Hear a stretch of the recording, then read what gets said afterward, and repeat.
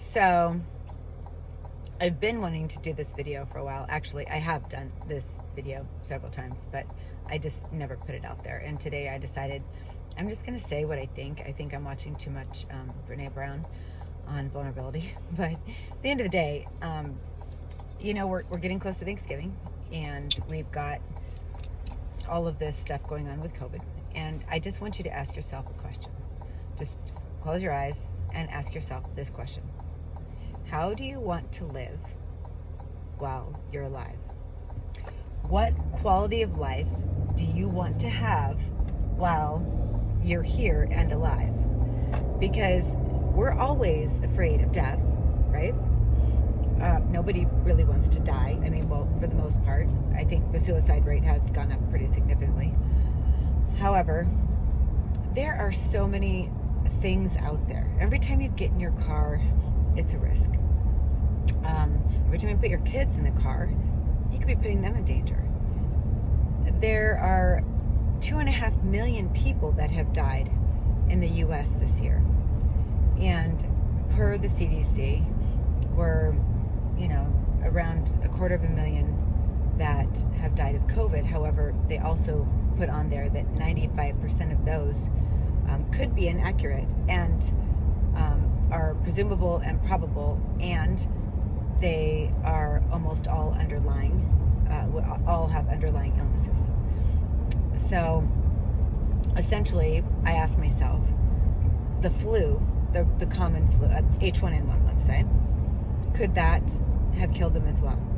Because in 2009, we had the H1N1 pandemic that was said to have killed up to 575,400 people in the first year it circulated. Now, that being said, we also had an immunity to that because of the swine flu. So it killed mostly people under 60 or 65. There's two different versions. They're both on the same site. Anyways, so if 575,400 people died that are under 60 or 65, I don't remember hearing about that.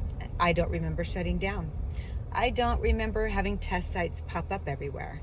So could we have lost far more people than that? And could these have been children? Because the people that it targeted were under 65. So if you look at the flu over the last couple of years, we were above the pandemic threshold.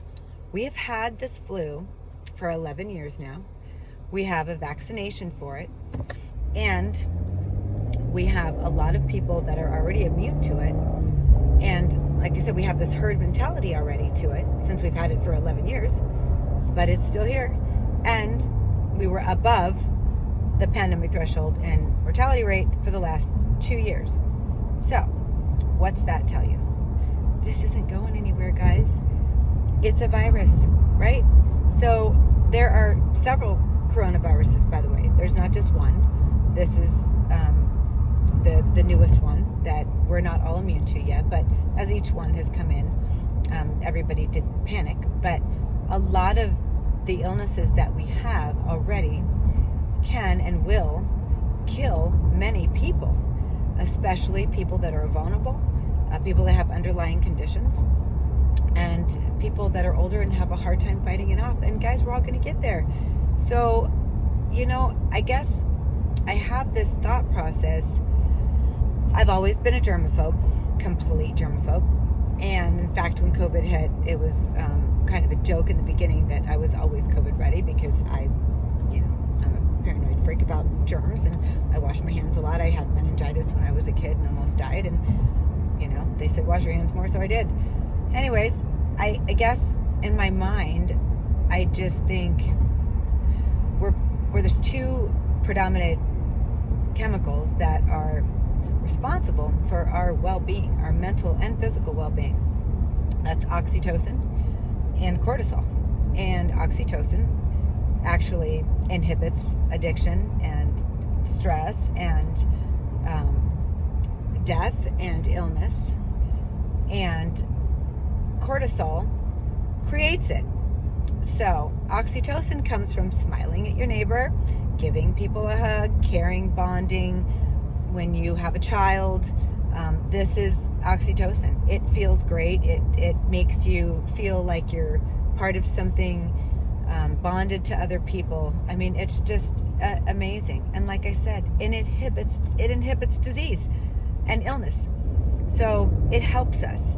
We're right now being forced to eliminate that completely. We have to be 6 feet apart. We have to wear masks, right? We have to be afraid of the neighbor. We have to be afraid of the person standing behind us at the grocery store. And if you get too close, you hear a great big deep sigh. And by the way, the great big deep sigh can pass COVID, just saying. Apparently it doesn't pass when you're diagonal, which is kind of crazy and funny to me. The way that they have some of these things set up, like at the football game, they have these whole sections of seats cut off. Well, these sections of seats actually forced the way that they're cut off. It forced everybody to go get in bunches in the little spaces that were available. So explain that to me. So at the end of the day, I'm just wanting to ask you, how do you want to live while you're alive? That is the question. How do you want to live?